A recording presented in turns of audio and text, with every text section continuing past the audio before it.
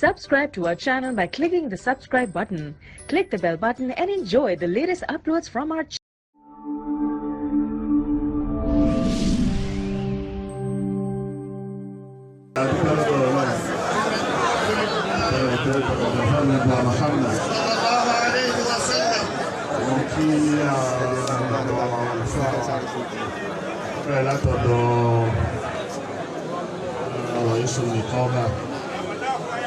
Kárí àwọn bàrákì sáàtì kò ìmáàmù ní ọwọ́ ọ̀tún níbi àti ní ọwọ́ àlàáfíà níbi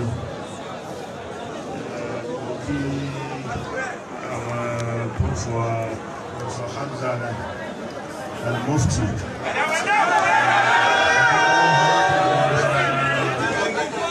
Dr. Ahmed Ghazali gbogbo àwọn bàbá fìlà kí wọn àwọn àgbààgbà tó wà ń bẹ̀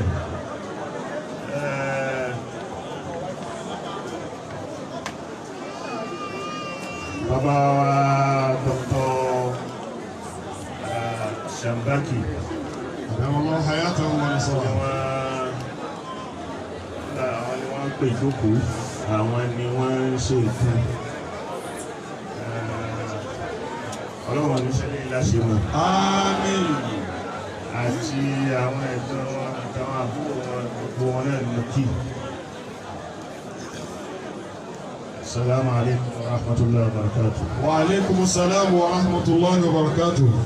Program tí wọ́n fi kalẹ̀ yìí wọ́n ní àpò nìkan wà ń bẹ̀. Ìdí fún rẹ̀ ti so gbogbo ìtẹ́ pè wá sí yìí àbẹ́ ìtẹ́ ń fẹ́ bá tí abẹ̀ náà lẹ́fẹ́ lórí gbogbo wọn tí wọ́n pọ̀ àwọn ọkùnrin àwọn obìnrin tó ń lọ ilé ọkọ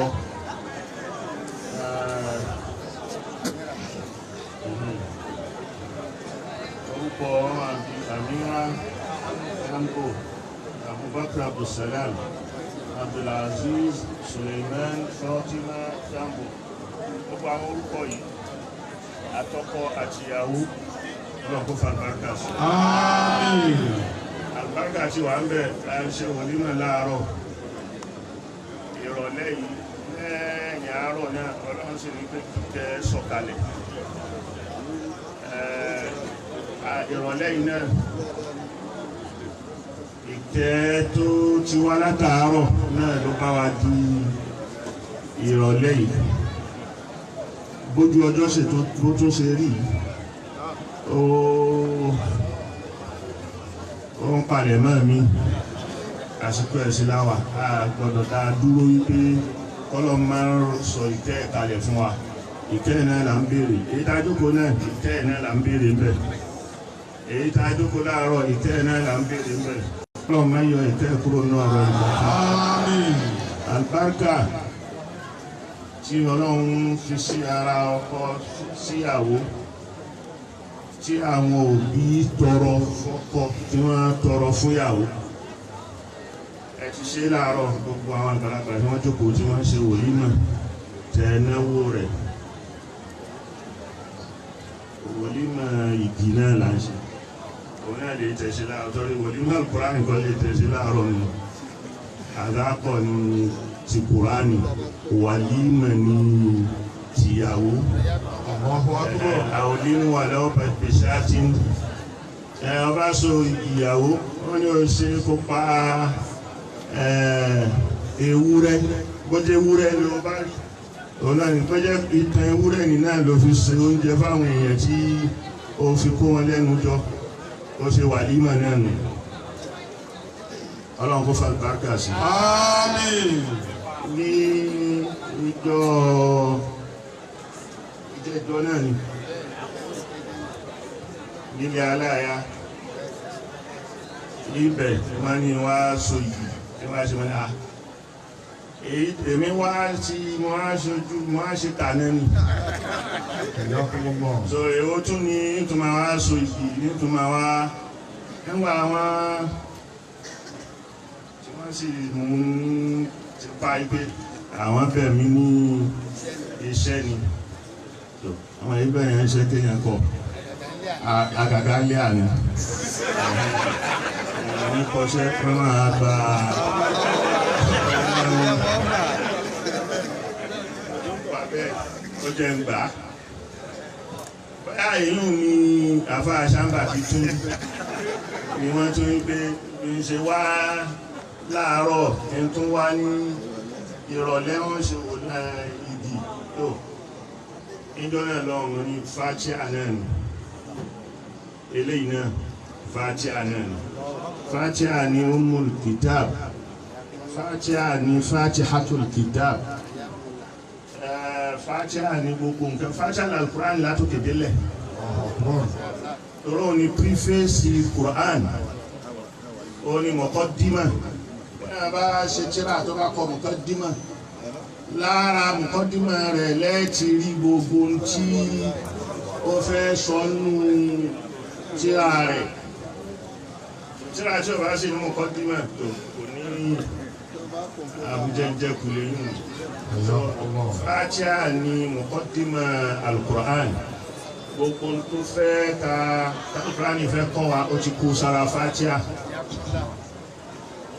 ọlọ́run kó wọlá Fatiha náà ó fa àlùbáríkà sí ìyàwó Abubakar Amira Sambo Abubakar Abdulsalam ọlọ́run kó fa àlùbáríkà sí Àmín. ó fa àlùbáríkà sí ti Abdulaziz Suleiman àti Fatima Sambo ọlọ́run kó fa àlùbáríkà sí Àmín. àlùbáríkà tóbi púpọ̀ Hayyakumullah. àlùbáríkà ò sí lára ọ̀pọ̀lọpọ̀ kan táwa ń wò wípé òun làlùbáríkà kéèyàn lówó alálùbáríkà kéèyàn kọ́lé oṣù alálùbáríkà kó ní mọ́tò ńlá oṣù alálùbáríkà kí ìgbésí ayé ẹ̀ máa gùn kó máa ṣe yọ̀kẹ́ oṣù alálùbáríkà àlùbáríkà wẹ̀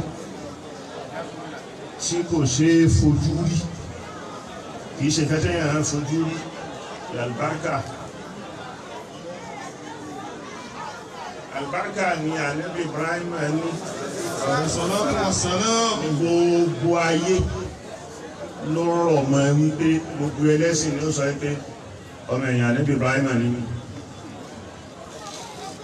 àlùbáríkà ló débẹ̀ àlùbáríkà yẹn náà lọ lọ́rùn كالنبي ترى بصلاة إبراهيمية بارك اللهم بارك على محمد وعلى آل محمد كما باركت على إبراهيم وعلى آل إبراهيم وآل محمد وعلى إبراهيم وعلى آل إبراهيم في العالمين إنك حميد مجيد. البركة إنان ilé ànábì dà Sallallahu alayhi wa sallam. kò nílé fọ́nà ń bi táwọn èèyàn míì tó bínú ẹ̀dẹ́ èyí tó kù nílé nínú Mẹ́kà ńgbòóde tó lọ ọbẹ̀ tí ò dúró ń bẹ̀ kí ni wọ́n lérò yìí pé kó tún dúró sí ń bẹ̀ èyí ò wá sọ ọ́ di wípé káwá bínú ká kúkú wá parẹ́ táwa ní rórí pa ibi tá a bí i sí mọ́. Sọ̀bọ́ká yẹn máa dìrọ̀ mọ́ wípé a ti ń lọ́wọ́ bẹ̀ alọ́wọ́ bẹ̀ àlùbáríkà kan lè yùn. So àlùbáríkà yẹn ni wọ́n fẹ́ kó tún wà fún mọ́. Ẹ á lọ wo ẹwẹ́ kúrọ́ bẹ́ẹ̀ ṣíríkù lè mú mi ẹ bá lọ débẹ̀ ni ànábì kò wúlò fún mọ́ kò pàtàkì ni ò jẹ́ báwo lẹ ṣe fẹ́ kó pàtàkì rẹ̀. Àwa la máa pàtàkì rẹ̀ iṣẹ́ ànẹ́bì ló máa pàtàkì ẹ̀ torí nǹkan tó bá ti pàtàkì tó sọ ìkíní ẹ̀ ó dẹ̀ sínú ní tá a sì ti torí ẹ̀ gbé wá ní àdìgbà gbé wá àránṣẹ́ ti torí ìta rẹ̀ wa ma arsalnaka illa rahmatan العالمين. البركة هو النبي عيسى عليه الصلاة والسلام. onílé òláṣọ mẹ́ta àbí mélòó kan ẹjọ́ a sì bí oníwàja'alani mubarakan aynama kuntu. Mubarakan aynama kuntu ni àlùbáríkà náà ló pọ̀ débi wípé àwọn èèyàn wá sọ ọ́ dọmọ lóhùn wọ́n tún wá sọ ọ́ dọ lóhùn àlùbáríkà ló pọ̀ débẹ̀ o wọ́n wá tún ṣe lóhùn látàrẹ̀. Àlùbáríkà tá à ń tọrọ fún ọkọ ìyàwó fún àwọn ọmọ wa tí wọ́n ń lọ tá à ń fi wọ́n lọ́kọ yìí àti tá à ń gbéyàwó fún ọlọ́mọ ká àlùbáríkà kúrò lára. Àmín. Gbogbo wa náà àtayọ ẹni tí ó ní bùkátà sálùbáríkà ọlọ́mọ ká àlùbáríkà kúrò lára. Àmín. Ọ̀rẹ́ Fatiha. بسم الله الرحمن الرحيم. الحمد لله رب العالمين الرحمن الرحيم مالك يوم الدين إياك نعبد وإياك نستعين اهدنا الصراط المستقيم صراط الذين أنعمت عليهم غير المغضوب عليهم ولا الضالين. آمين. Ọmọ tó ń jórí gun igi àfáà láàrin ilé ọkọ àfáà ní ilé ìyàwó wọn ṣaláì máma wọn sì ní ṣaláì má tẹ̀lé ìpé gbogbo wa jókòó sí bí gan ṣùwàdáwò là ń jẹ́ tá à ń jẹ́rìí sí wípé Abubakari òun lọ́kọ Amira Abdulaziz lọ́kọ Fatima Fati àtàkìní náà ní Fati àlùbáríkà bẹ̀. Àmín. Ọ̀dà ẹ̀tún jẹ́ akéwì. Bismillahirrahmanirrahim. Ti lọrin ní Fatiha àlùbáríkà alhamdu lillahi rabbil alamin arrahmani arrahim maliki yawmiddin iyyaka na'budu wa iyyaka nasta'in ihdina siratal mustaqim siratal ladzina an'amta alayhim ghayril maghdubi alayhim waladdallin. Àmín. méjì ni wọ́n dàpọ̀. Akidu lásán ni. Wáàsí. Èdè ti gba sísun báyìí. Wáàsí.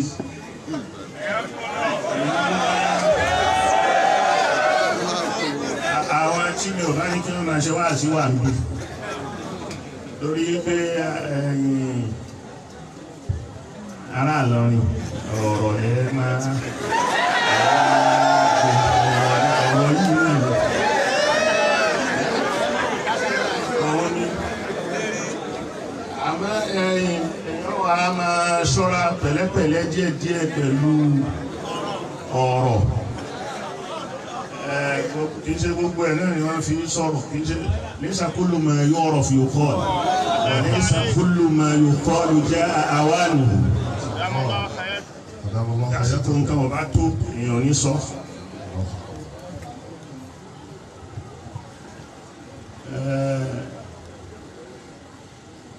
Igi ní a jókòó fún àti wàlímà. Jẹ́ ń lọ síbi àyà àti àfáàkà. Bí a mú wá sílẹ̀. Wọ́n á sì ká fẹ́ mú ń bẹ̀. Nígbà tó sọ̀rọ̀ ní Súrátù Nìsá tó kà níbẹ̀rẹ̀ ni ìgbà tó ń gbọ́rọ̀ lọ ó ní wabtalul yatama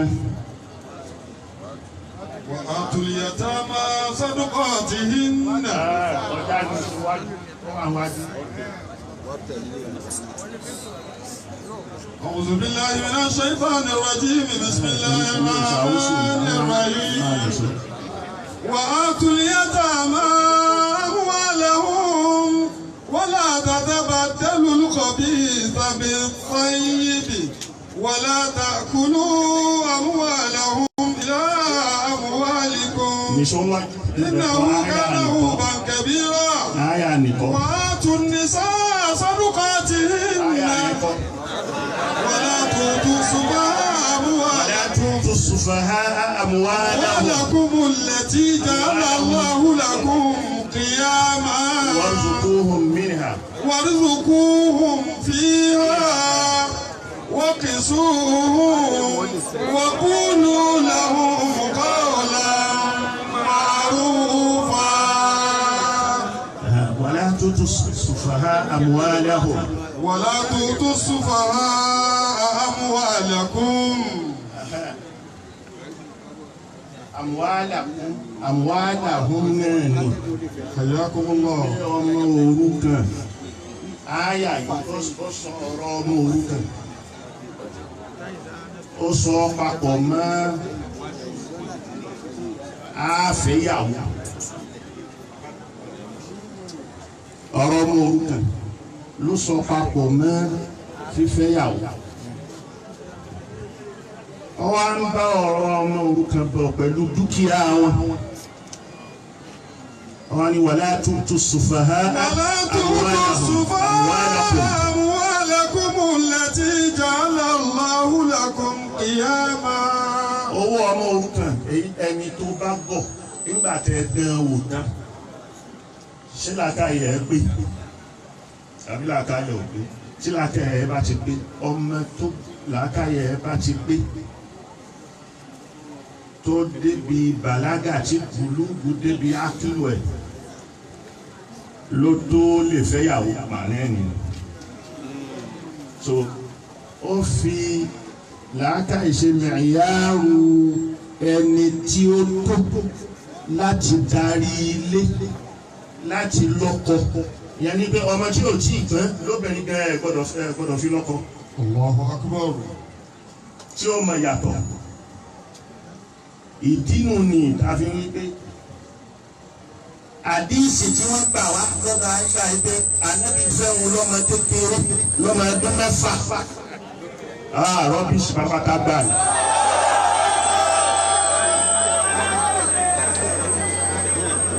Rọ́bìṣì ni ànábì ò lè fẹ́ lọ́mọ ọdún mẹ́fà kó wá bà ní. وابتلوا اليتامى وابتلوا اليتامى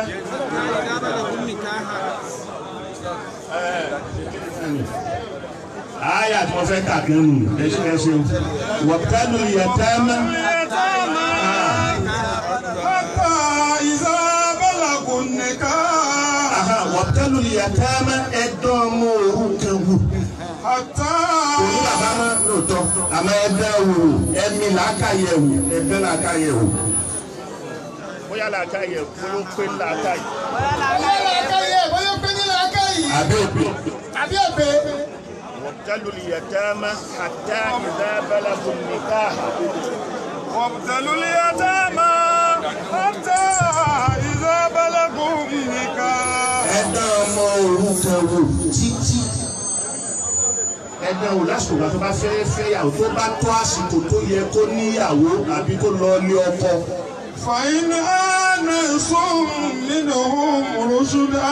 Tẹ́ bá dẹ̀ wò tẹ́ bá wá fura ibé làákàyè ti wà lára ẹ̀. فادفعوا إليهم أموالهم. Ẹ wá dá owó wọn ẹ dá padà fún.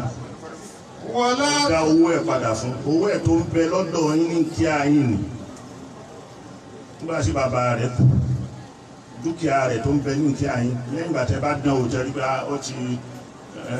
ó ti màṣúwọ̀n ńlá káyì ẹ wá gbé fún tó sì tó lọ lé ọkọ àbó tó níyàwó. Ètò ẹ̀yìn lẹ́kọ̀ọ́ ń ṣe dandan kọjá ọmọ òrukàn nìkan ọmọ tiẹ̀ náà tó bí dáwò jẹ́ kó mọ̀ bó ní làákàyè bí ò ní làákàyè bó lè darí nǹkan bí ò lè darí nǹkan. torí pé mẹ̀sùlíyà tó fẹ́ gbà lára wípé ó fẹ́ níyàwó ó ní di làákàyè. ó ní di làákàyè. so káwá sọ pé ọmọ ọdún mẹ́fà kí ni làákàyè olóṣèlú sọ̀kalẹ̀ sára ọmọ ọdún mẹ́fà. gbogbo ọ̀ràn yòókù tó bá bẹ́ẹ̀ ni gbogbo ọ̀ràn yòókù tó kù kó lè jẹ́. nígbà kan tá ń dáàbò bo àyà ni tá ń dáàbò bo àdìsí ni àní Aisha wù mí tí wọn bá rí ọmọ tó bá rí ní ọmọ ọdún mẹ́fà ni yóò dà gẹ́gẹ́ bí ọmọ ọdún mẹ́rìnlá. àfi ń dáàbò bo kó máa di bí ọmọ òpónlò tí ò tí ì tóbo mọ́ nǹkan kan kí ló fẹ́ ṣe iṣẹ́ wo ló fẹ́ ṣe lọ́dọ̀ ọkọ ẹ̀ kí ni gbogbo responsibility ọmọ obìnrin nílé ọkọ ẹ̀ tó fẹ́ ṣe nílé ọkọ ẹ̀ kò lè tí ì mọ̀ kankan ṣẹ́gun yẹn nínú wa wá ń dùn sí kódà tí gbogbo western world kí wọ́n má máa tìtorí ẹ̀ fàbùkù kan ànábì àwọn akẹ́kọ̀ọ́ gbọ́dọ̀ mọ̀ níbi àbùkù lélẹ́yìí ṣé wọ́n lè mọ ọmọ rẹ ọmọ ọdún mẹ́fà fi lọ́kọ. ọmọ rẹ ọmọ ọdún mẹ́fà tó ṣe ń tọ́ ọlé ọmọ ọdún mẹ́fà tí sì ń tọ́lé tá a sì ń tábà fún sòwò lè fi lọ́kọ.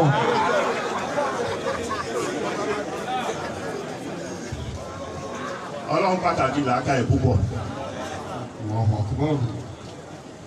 حديث كواني أول ما خلقه الله العقل أخوكم تلون كوكودا أدلا كاي فقال له أقبل فأقبل ثم قال له أدبر فأدبر فقال فبك آخذ وبك أصيب صلى الله عليه وسلم الله دلا كاي فدودا لو أسوني ولا كاي كوجو بي لا كاي كوجو سي كوي سي بي او تون كوي سوني ها pẹ̀lú rẹ ní fi mú ẹni tí ń bá mú pẹ̀lú rẹ ní fi san ẹni tí ń bá máa san lẹ́san ní fi san lẹ́san èèyàn ò lè má lo làákàyè bí ẹ̀sìn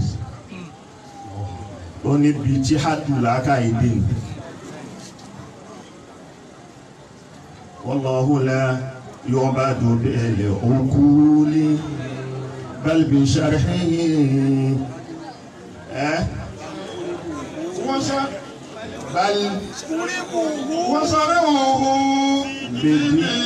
بالمنقول والله لا يعبد بالعقول ní fi làákàyè sí ni àmọ́ á lo làákàyè bí ẹ̀sìn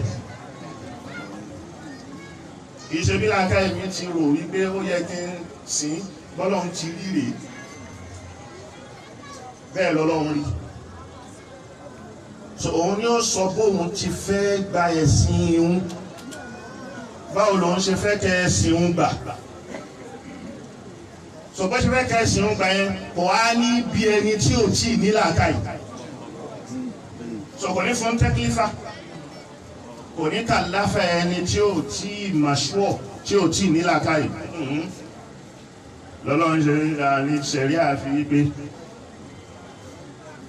wèrè tí làákàyè yẹ rufi anhu al-qalam wọn à ní kọ̀ọ̀kan kan lẹ̀ fún lẹ́sẹ̀ nítorí torí kò sí làákàyè pẹ̀lú ẹ̀.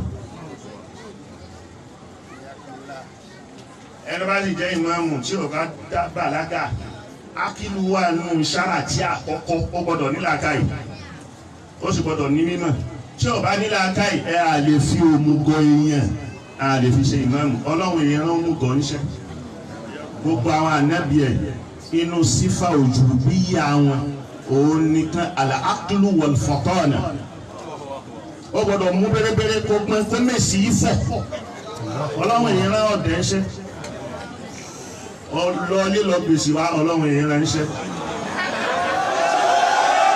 mèsì fún ẹ̀ lẹ́sẹ̀kẹsẹ̀ tó ayọ̀ làákàyè kúrò nínú ẹ̀sìn ọlọ́run ọ̀yọ́ kúrò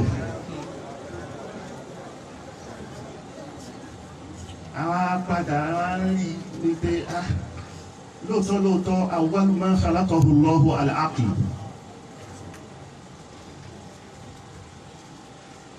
Aya tó sọ wọ́n ní bismillahir rahmanir rahim iqra bismi rabbika alladhi khalaqa khalaqal insana min 'alaqin. Ibi tí wọ́n fẹ́ dúró nù. اقرأ باسم ربك الذي خلق خلق الإنسان من علق خلق الإنسان من علق. tó bá ṣe kọ́líbù lára alaq yóò di akílù. Kọ́líbù ló ṣe rẹ̀ kọ́líbù ló ṣe. Àwọn onínáwó àwọn onílógà àwọn ṣe wà ń bí báyìí àbẹ́yẹn ò lè ṣe kọ́líbù.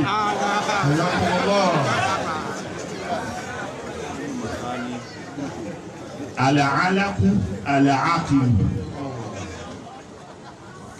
So ẹ̀jẹ̀ kíkí tí ó tó pè ní alaqu yẹn tó bá wà bẹ́ẹ̀ ibẹ̀ ni ó ti máa transform oríṣiríṣi káwọn àwọn fọ́tò yóò máa take shape àwọn fọ́tò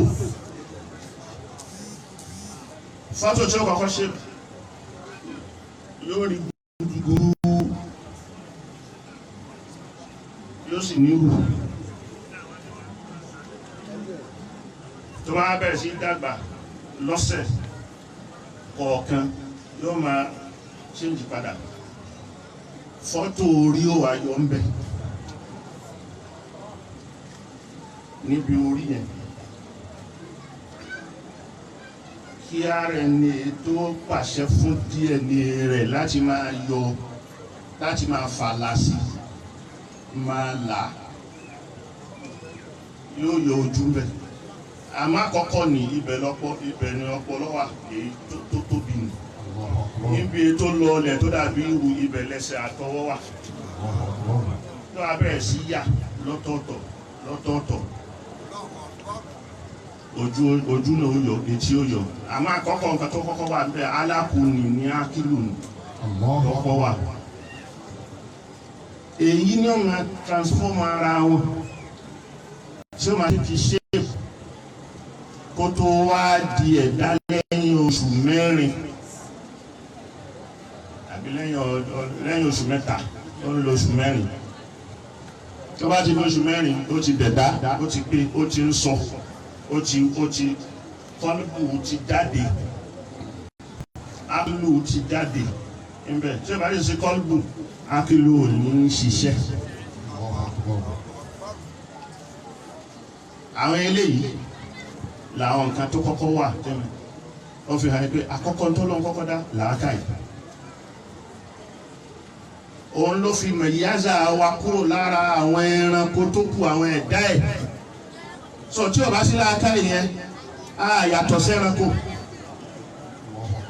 tí o bá sí làákàyè á yàtọ̀ sẹ́ranko á yàtọ̀ sí ewúrẹ́ á yàtọ̀ ságbò á yàtọ̀ sí màálù gbogbo organs tó wà lára wa pápátá náà ló wà lára wọn ebi ń pa wọn ebi ti ń pa wá wọ́n ń jẹun bá a ti ń jẹun wọ́n ń sùn bá a ti ń sùn wọ́n ń gùn báwa náà ti gùn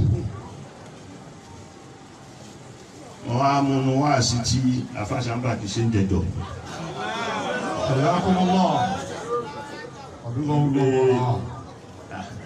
Yàtọ̀ sẹ́ranko ẹ̀tọ́bà yàtọ̀ sẹ́ranko lóòótọ́ ìyàtọ̀ wa tọ́lọ́n fẹ́ fi yàtọ̀ sí gẹ́gẹ́ bí wọ́n ti wí ń jẹ ìjọ náà ní ká wá ká tọrọ ká má yà ká fi yàtọ̀ sẹ́ranko pẹ̀lú làákàyè tó dá fún wa so ká mọ bàbá ìyàwó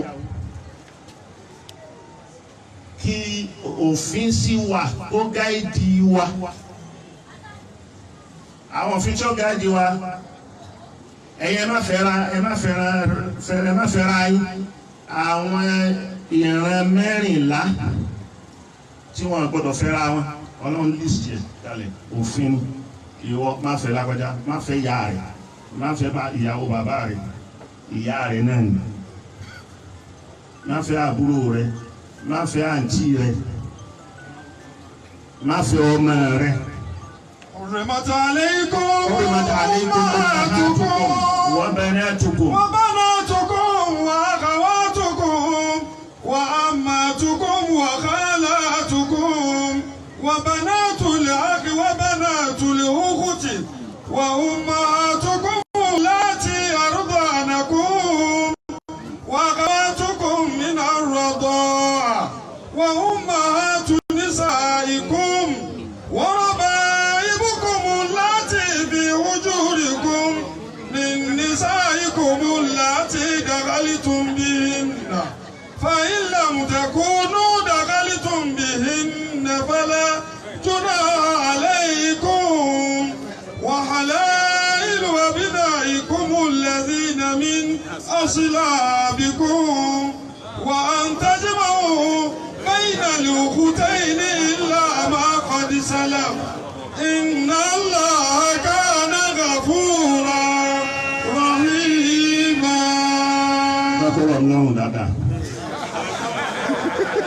حياكم الله. gbogbo àwọn tó kàkálẹ̀ fún wa yìí wọ́n ní a máa yàbẹ̀ a fi yàtọ̀ sẹ́ranko ewúrẹ́ tí ó bá tó bímọ tọ́mọ rẹ̀ bá ti tó gùn yóò tún gùn ìyá rẹ̀. àpẹẹrẹ kò sí làákà inú kò sí ákìlù yìí sọ̀rọ̀ òṣìṣẹ́ wọn ní mukallaf pé òun kò fi lé wọn lọ́wọ́.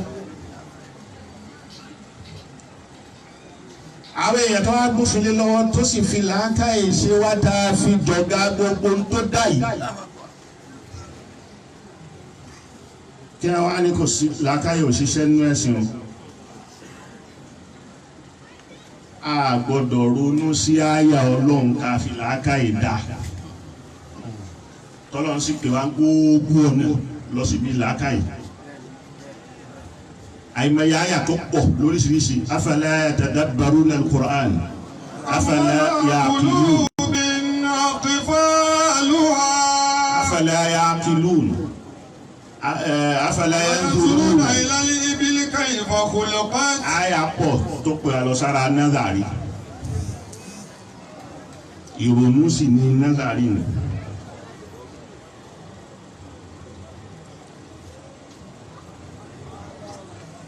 káwa yọ kúrò yìí pé ẹ lè fi làákàyè tú Al-Kùránì bọ́lá ń bá ti wí gan bó ti rí nù ní láwọn mutashabihat minal ayat àbí ká sọ pé inú àkídà àbí tòhídì làákàyè ò sí ń bẹ̀ báwo lẹ ṣe fẹ́ fi làákàyè ṣiṣẹ́. bẹ́ẹ̀ sì nínú tòhídì ìpín mẹ́ta ilahiyat nabawiyat aqliyat aw samaiyat. wọ́n lo ákìlù rẹ̀ bó o bá lo làákàyè nǹkan kí nǹkan mi ló máa tú ó sì ṣe ó ṣe Ọlọ́run gbọ́ ó ṣe Ọlọ́run dúró fáwọn èèyàn.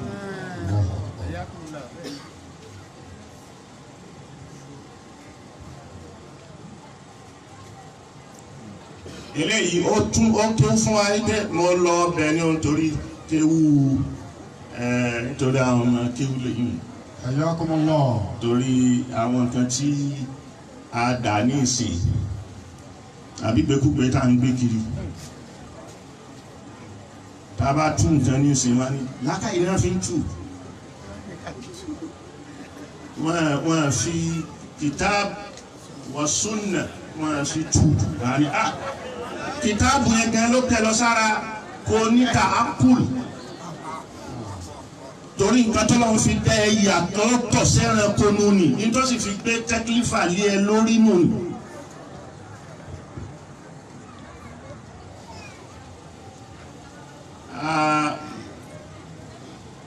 àyà tọ́lọ́mbà wí tó wí pé nípa bẹ́ẹ̀ gbogbo àwọn onítòhídì àwọn onímọ̀ ìkàlámì tí wọ́n bá rí pé tí wọ́n bá lo làákàyè fi dájọ́ àbí fi tú ọ̀rọ̀ Ọlọ́run sọ bẹ́ẹ̀ àwa àṣàyà àwa gbogbo wa ní Nàìjíríà gbogbo àwọn afáwa gbogbo àwọn bàbá wa àṣàyà ni wọ́n. Hayyakumullah. àṣàyà ni as-sawadu al-a'zam min al-umma. àwọn náà ni wọ́n ń pè ní al-sunna wal-jama'a. bẹ́ẹ̀yàn ò bá jẹ́ àṣàyà tó bá sọ pé bisal mazhab ni mazhab àṣàyà ajá sí pé òun gan ni ò nílàkà ìkò ronú kò ní ìmọ̀ aláìmọ̀kánì. وبئس القول قوله. وبئس القول قوله. ọ̀rọ̀kọ́rọ̀ lẹ́yìn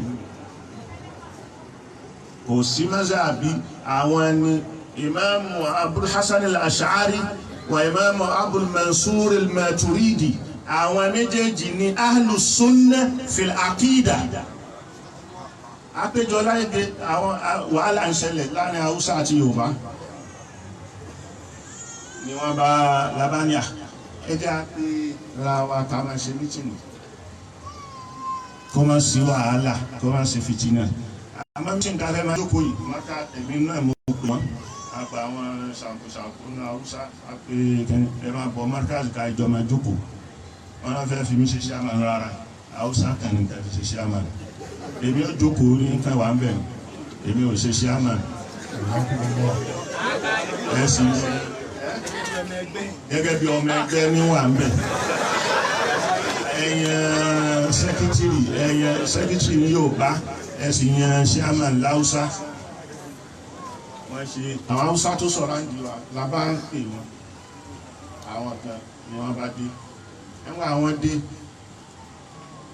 yàrá ni àkọ́kọ́ nǹkan tá àkọ́kọ́ ṣe bá ṣe péjọ yìí táwọn kọ́ ṣe tẹ̀síhù la àkídà àkídà wo ló fàsádà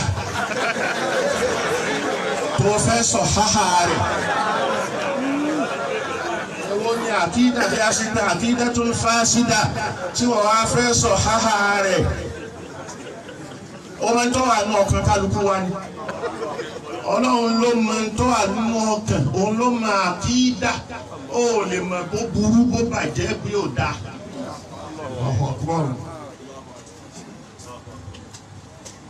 nàbà wa mọ. sọ àwa rí i pé àwọn wọ̀nyí ọ̀tọ̀ ní nǹkan tí wọ́n fẹ́ lọ́ wa sínú mẹ́mbà wàbíyà àti sàlàfíyà tí ó bá já sí pé àwa mọ̀ tí wọ́n gbé dání a sì mọ̀ nǹkan tá a gbé dání bí wọ́n ti wọ́ ọ̀pọ̀lọpọ̀ lónìí. tẹ́lómi wa rò pé àwọn ni alu sunna pé wàá ṣe sunna àwa ni alu kìtàbí wa sunna. gbogbo àwọn bàbá tó bí wa gbogbo àwọn bàbá tó kọ́ wa gbogbo àwọn bàbá wọn yìí ni alu sunna wal jamaa torí pé àwọn mazhabi àṣàyàrá fil aqida òun ni mazhabu alu sunna mazhabi imam maliki imam abu hanifa maliki shafi'i hanbali ni alu sunna imam alu sunna fil fiqh.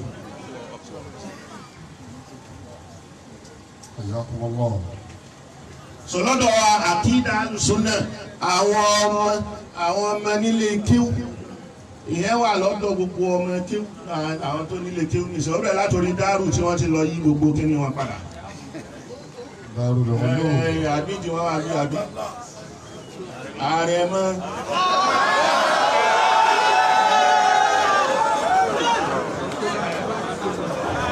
mo sọ fún wọn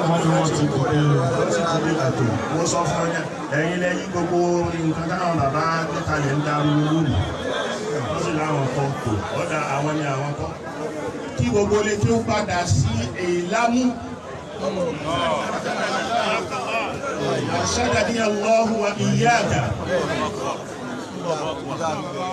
èyí tí kálukú fi bẹ̀rẹ̀ nìyẹn òun ni àkídà murshida àkídà àṣàyíra táwọn ọmọ ọba mọ̀ kankan ni wọ́n gbélé wọn lọ́wọ́ a wà á sọ Ọlọ́run di èèyàn Ọlọ́run lọ́wọ́ ó lójú ó sì lè yí rẹ́rìn tọ́lọ́hún sọ táwọn àfa àwọn yìí tó ẹgbẹ́ alùsùnà ni wọn ìmáàmù Abul Mansur àti ìmáàmù Abul Hasan nígbà wọn kó Al-Qur'ani yé ní pé ọlọ́run sọ pé laysa kamislihi shay'un wa huwa as-sami'ul 'alim kò sí nǹkan a lè fi wí ọlọ́run tọ́lọ́run bá ń bá a sọ̀rọ̀ tó bá lóun ní àlẹ́ àràṣí kò ní ibi tí ó jókòó kì í jókòó kò ní háyà bá a ti rí débi tí ó ní di téèyàn bá ti ní háyà bá a ti rí a ti mọ̀ òkú yẹn tó bá ti rí yẹn báyìí ó mọ̀ ó lè sọ wípé èèyàn gíga ni èèyàn kúkúrú ni èèyàn tó sanra ni èèyàn tó wẹ̀ ni ọlọ́run ò rí bẹ́ẹ̀ ọlọ́run ò rí bẹ́ẹ̀ ọlọ́run yìí jókòó kò sì sí lórí ìdúró kò sì ní ààyè ọlọ́run wà sánmà sánmà kéré síbi tó ọlọ́run ti dá ó ti wà káàyè tó wà ààyè olówó fẹ́ gbà innahu fi kulli makan gbogbo ààyè lọ́lọ́run wà. وقد كان قبل خلق المكان ó ti ń bẹ kó tó dáàyè كان ولا مكان له لا مكان له kò sí ààyè olówó gbà. علم ما كان علم ما كان ó ti mọ nǹkan tó ń bẹ وما يكون àti tí ó tún máa bẹ ọlọ́run mọ gbogbo ẹ̀. وما لا يكون àti tí ò ní sí ó mọ̀. ولو كان كيف كان يكون. o lè máa béèrè pé kò máa wádìí pé báwo lọ́lọ́run ṣe jọ́ lọ́run báwo ló ṣe ń bẹ. làákàyè rẹ ò lè ta làákàyè ò lè ta.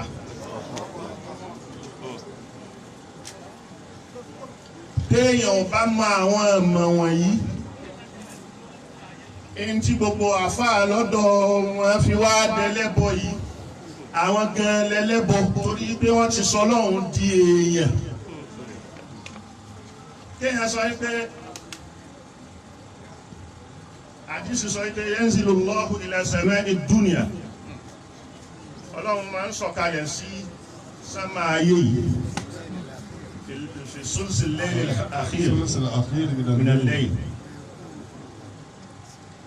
يعني ينزل من السماء كنزول هذا من المنبر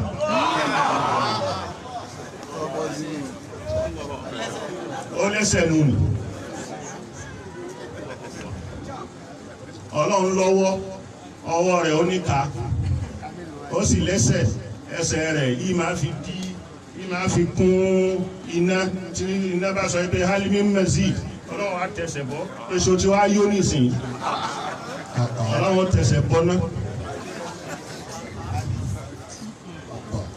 gbogbo àwọn nǹkan wọ̀nyí láàmọ́ ló yẹ ká kọ́ àwọn ọmọ wa kí wọ́n má gbàgbàkúgbà kí wọ́n má rírikúri kí wọ́n má dìdàkudà. tọ́lọ́mbá ní òun nazala minas sama tájì sí bá wà bẹ́ẹ̀ nùzúlù yẹn kì í ṣe nùzúlù jismiya nùzúlù amri amúrú rẹ̀ ló ń sọ̀kalẹ̀. ara kọ́ ló fẹ́ sọ̀kalẹ̀. ara kọ́ ló fẹ́ sọ̀kalẹ̀. Ọlọ́run ni ó máa sọ̀kalẹ̀. ara ní ẹ̀dá. Ọlọ́run lára. ibo ni ó sì gbé sí ilẹ̀ olófẹ́ gbà sọ́nà olófẹ́ gbà. sọ́nà olófẹ́ gbà. tó bá sọ wípé òun ní kùrùsí òun ní kọ́lámù òun ní láhù kullu dhalika hikamun. gbogbo yẹn ọgbọ́n ló fi ṣe ó fi kọ́ alẹ́ kọ́ ni. sọ́nà fẹ́ gbàgbé ni kí ló fẹ́ kọ síbì kan. kí ló fẹ́ kọ síbì kan la yansa la yadillu rabbi wala yansa ọlọ́run èé sọnù kò ní gbàgbé. káwa mú zọ́hírù àyà káwa ní pé bó ti rí nù ní ọlọ́run ti rí nù ní rárá ọlọ́run ò rí bẹ́ẹ̀. ó ń bá a sọ̀rọ̀ bí làákàyè wá ṣe mọ́ ni. ó sì lo làákàyè nù ní ìwọ wá fi làákàyè gbò ìdí tọ́lọ́run fi pẹ́ làákàyè. àmọ́ tó bá ń bá àwọn èèyàn sọ̀rọ̀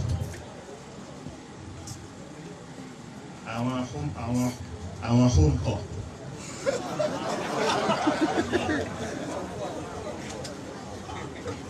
àfọ olórin kábí إذا نصحت نصحت قليل العقل نلت بزار إذا نصحت قليل العقل نلت بذا عداوة منه لا تخفى مساويها عداوة منه لا تخفى مساويها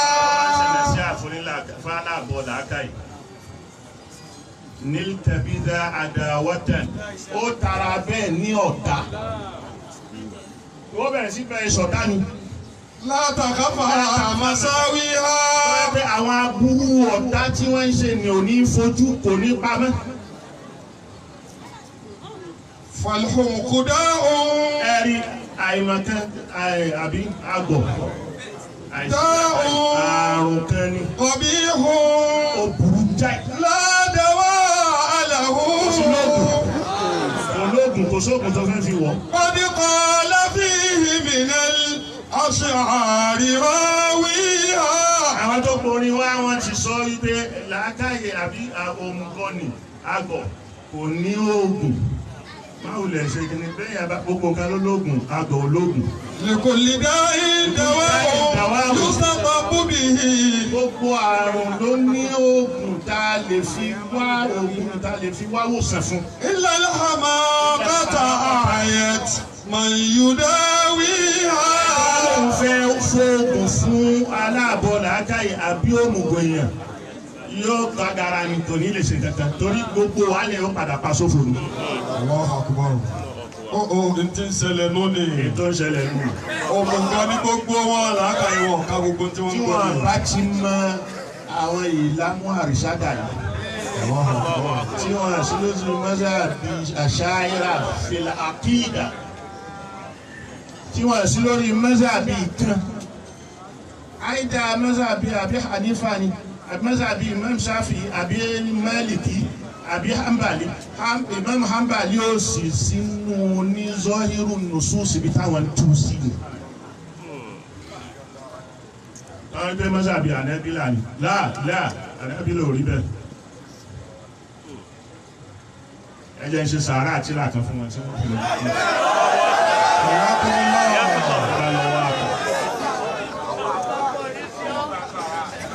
wọ́n fẹ́ wọ́kọ̀ ẹ̀yìn làáfà wọn.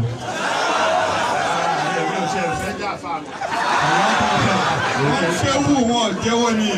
ká jẹ́wọ́ ọlọ́run ní jẹ́ ká jẹ́wọ́. fi ń lálùbáríkà. ó ti rí bẹ́ẹ̀ fún wọn.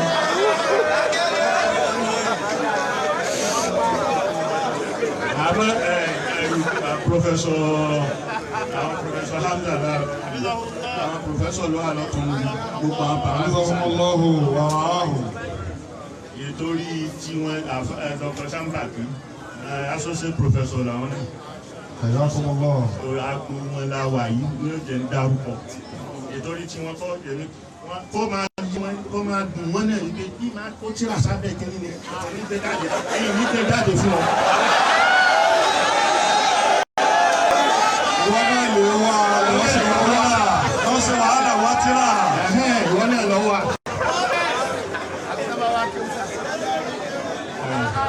Ẹ̀fọ́ náà ní jẹ́wọ́ wípé ibi táwọn ti rí.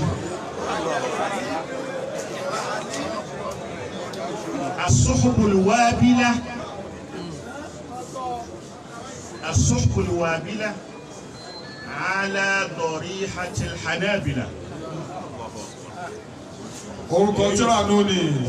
Èyí ni ó tún náà ṣe Imam Hanbali ò sínú ẹni zọ́ìrí tó ń wí tẹ̀fúwídù ló ń sọ bí Málíkì ti wí bí Abu Hanifa náà ti wí bí Ṣáfi'í náà ti wí. Orí pé mazhabi Ahlus-Sunnah ni àkídà ìgbé wa kullu nasin awhama tashbiha awwiluhu aw fawwidu warun tanziha. Wa kullu nasin awhama tashbiha. Gbogbo nẹ́sù tó bá wá tó mú tashbihu bí ìgbà tó jọ èèyàn. Awwiluhu. Ṣé tàwílù rẹ̀ lọ ń bẹ̀rẹ̀? Aw fawwidu. Àbí kò tiẹ̀ júlẹ̀ yìí pé bó o bá lè lọ ń bẹ̀rẹ̀ sí júlẹ̀. Warun tanziha. méjèèjì ni wíwá mímọ́ Ọlọ́run ni kò wá sáré Ọlọ́run ò jọ nǹkan kan. ليس كمثله شيء وهو السميع البصير.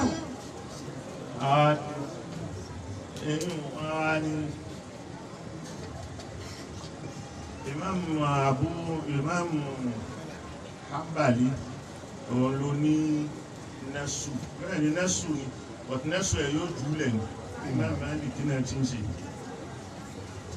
wọ́n sì ṣe tàwílù bí tó bá yẹ tí tàwílù wà tàwílù ni wà ń tó jọ nǹkan ni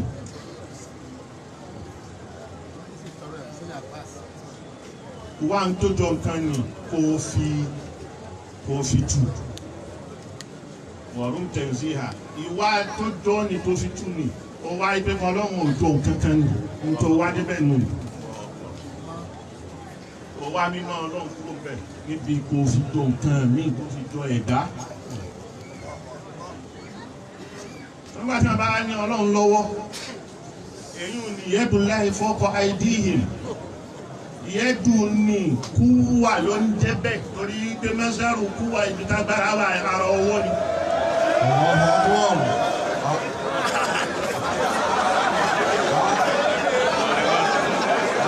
Wọ́n ti gbẹ́sẹ̀ bàbá wọn ti gbé lẹ́sẹ̀kẹsẹ̀.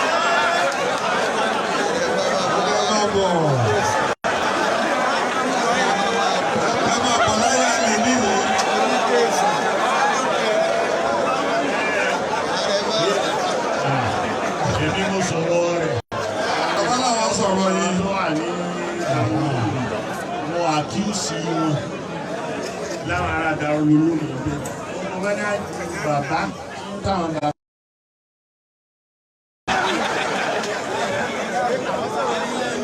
Wọ́n ṣe kéèsì àti ìdíjọsọ yóò ní wọ́n sì fi pé rárá àmọ́ tá à ń rí ni pé wọ́n ti mọ́nájú Darul Uloom padà kúrò ní ti márkàzì táwọn bàbá wọn ní gbé kalẹ̀. Ọwọ́ ní kọ́kọ́ Ọlọ́run forí di mú nínú wàrà. Torí báwọn lọ Sùdíà ara ń tàn nínú wọ́n wá sọ pé mo ń bínú Sùdíà kí lókè ń pẹ̀lú à ń bínú Sùdíà àbí à ń bínú ẹnìkan rárá. Àmọ́ nǹkan tí wọ́n gbé dání alhamdulillah ìjọ àti ń wí àwa wí àwọn náà wá rí pé mẹ́sàbí wà bí ayé ò dáa kò tẹ́ Ọlọ́run. Àwọn ò ṣe mọ́. Àwọn ò ṣe mọ́. Mẹ́sàbí sàlàfíyà yìí kò á dáa mọ́ àwọn ò ṣe mọ́. Ó ń bà wọn lójú jẹ́ tó. Ẹ̀bá tọ́lọ́mbá ní ẹ̀rí bẹ́ẹ̀ ajá sí pé ẹ̀pọ̀n táwọn. Hayyakumullah. Torí pé ẹ jẹ́ kí àwa mùsùlùmí máa rùn sáyé. Àwa mùsùlùmí rùn sáyé.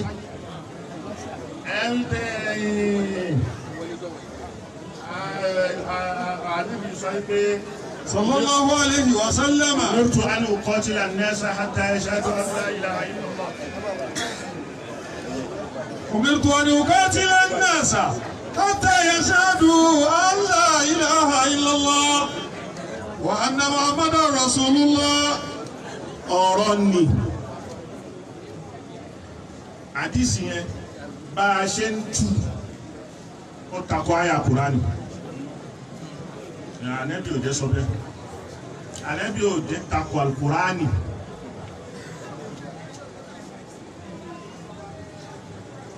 Torí pé tó wà ní Al-Kùránì tọ́lọ́run sọ fún ní pé wà la ikraha fi ddin. La ikraha fi ddin. Kí lẹ́ wàá mú yọ dá sí àwọn èèyàn láti Qad tabayyana ar-rushdu minal ghayy. Àwọn á ní pé ò mọ ìtumọ̀ ẹni uqatila an-nasa. Pé wọ́n ní kí n máa bá àwọn èèyàn jà kò ní máa pa wọ́n ìjà tó ní kọ́ọ́tà lànà mùsáràkà ikú ló ń lọ bẹ̀ nǹkan tí ó dé kú ni ẹni tó bá yára para wọn lórí mùsáràkà mùfáàlà ni ó dà mí ò gbọ́ lárúbáwá mi ò gbọ́ lárúbáwá أمرت أن أقاتل الناس حتى يشهدوا فإذا فعلوا ذلك عصوا مني دماءهم ó méje dání ó bẹ́ẹ̀ méje dání. So ìdá wa jẹ́ bisikíìtì téèyàn ń há fáwọn èèyàn.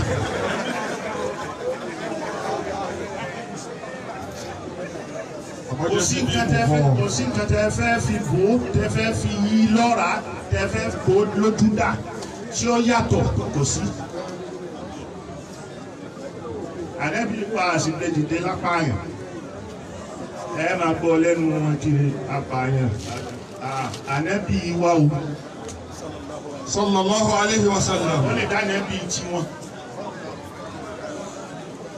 Ànábì wọn òun ní pààyàn Ànábì Muhammad sallallahu alayhi wa sallam. Rasulullah sallallahu alayhi wa sallam. kì í ṣàpààyàn. Rahmatul Muhda. Ar-Rahmatul Muhdad wa Ra'ufur Rahim wa kini Nabiyul Insaniyya. So lára bẹ́ẹ̀ lọ́dún ibi ti káà mọ́ oṣù ẹ̀jẹ̀ ń dágún làákàì ó ní í ṣe pẹ̀lú ẹ̀sìn làákàì ní í ṣe pẹ̀lú ìgbésí ayé wa so ìyàwó là ń fẹ́ yìí làákàì láàfi ṣọkọ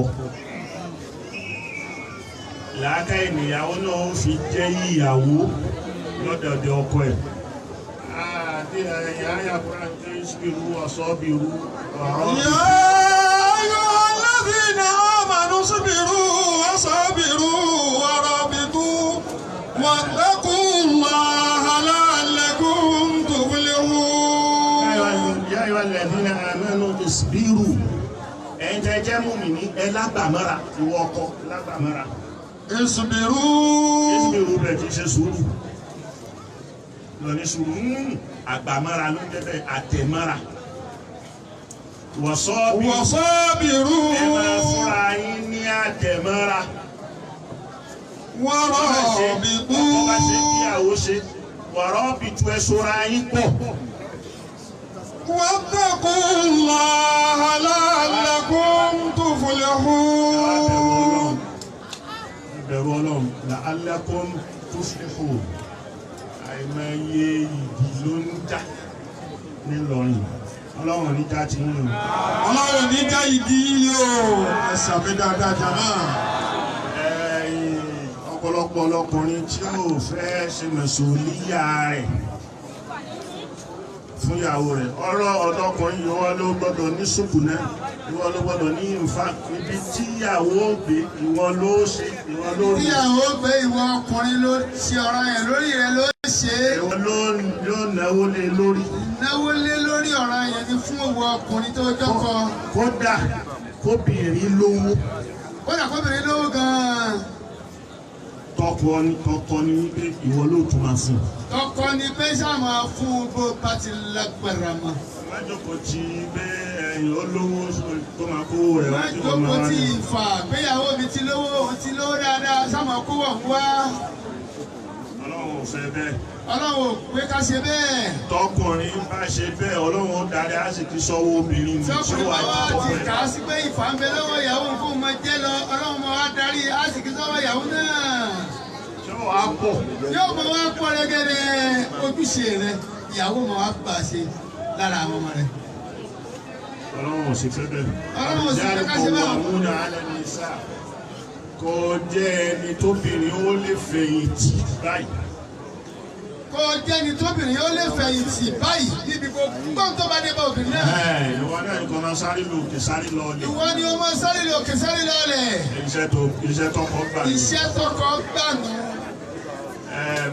Ọkọ máa jẹ ní sùúrù rọ́jú. Kí ọkọ má jẹ́ àbọ̀ ọkùnrin. Kó jẹ́ rọ́júlù. Kó jẹ́ ọkùnrin. Ọkùnrin nú ọkùnrin tó pé pérépéré dáadáa látòkè kalẹ̀. Kó pé gbogbo nǹkan, kó pé làákàyè. Kó pé làákàyè. Lẹ́kọ̀ọ́ kó pé ní. Lẹ́kọ̀ọ́ níwà. Níwà. Lẹ́sìn. èyí tẹ́ ṣe yìí. èyí tí ẹ̀ ń ṣe yìí.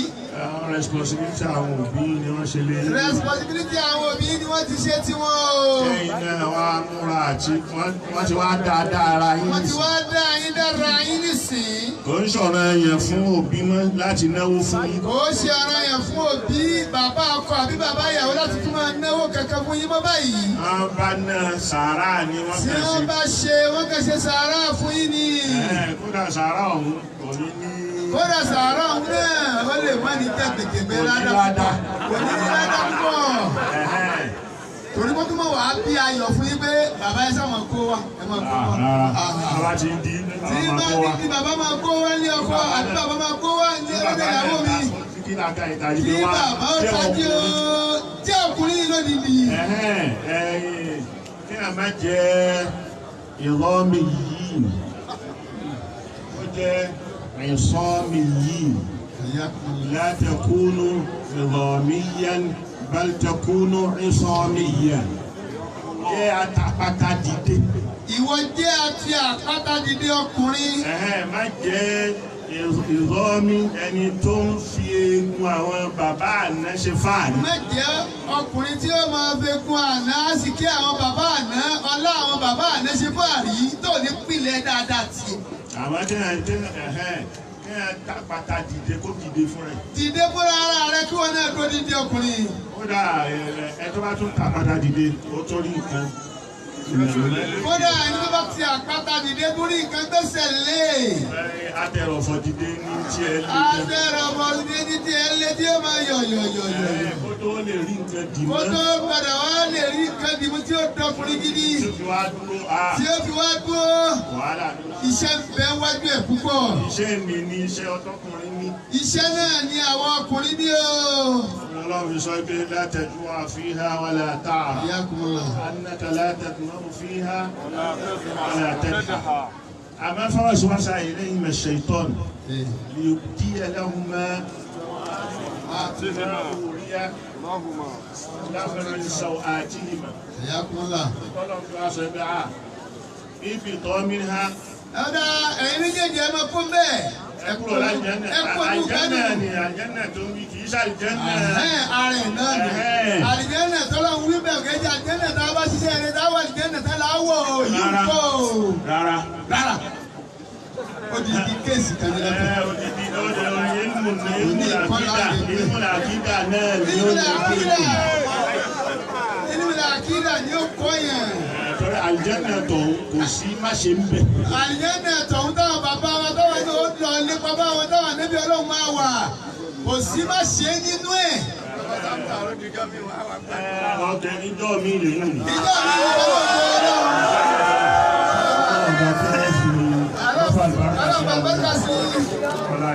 ọlọ́yin Al-Qur'ani àwọn àbọ̀ ọjọ́ bàkínà àti gbogbo àwọn ẹ̀gbọ́n àtàwọn àbúrò àti mọ̀lẹ́bí. ìdùnnú tẹ̀ ń ṣe lónìí. Ọlọ́run dẹ́kun máa sọ ọ́ nígbà nígbà láéláé fún yín. Ọlọ́run kó fi àlùbáríkà sí i. Rabbil izzati amma yasifun. Wa salamun ala al-mursalin. Walhamdulillahi rabbil alamin.